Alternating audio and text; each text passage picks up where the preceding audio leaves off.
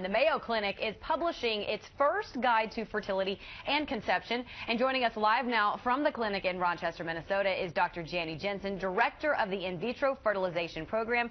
Good morning to you, Dr. Jensen. Thank you for talking with us today.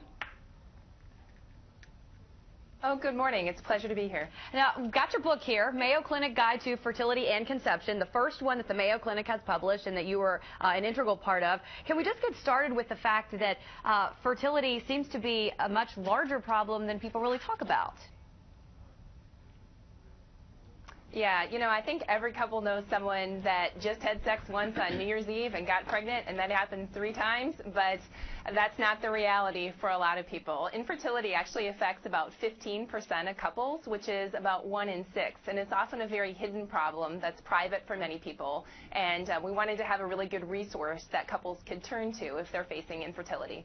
And this book is such an excellent guide for women who might be wanting to delay motherhood, especially those here in the Washington, D.C. region. We have a lot of power women who are keen to chase their career, and so they put off motherhood. And, of course, we now know that that is something that could play into infertility. What do you have to say to those women?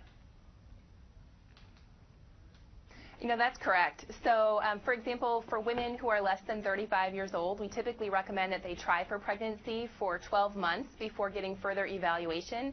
But for women that are older than 35, we actually recommend trying only for 6 months before seeking further help.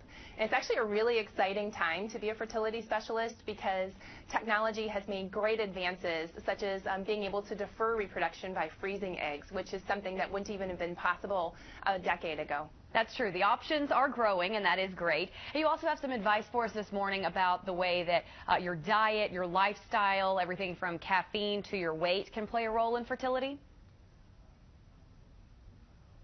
That's true. So for lifestyle factors, probably the most important thing people can do, and this applies to men and women, is to quit smoking if you're a smoker, and that includes even smokeless tobacco for men who may chew tobacco. And also a second thing that's really important is to be a normal weight. Now the good news is that you don't have to give up caffeine entirely. A moderate amount seems to be okay before pregnancy and even during pregnancy.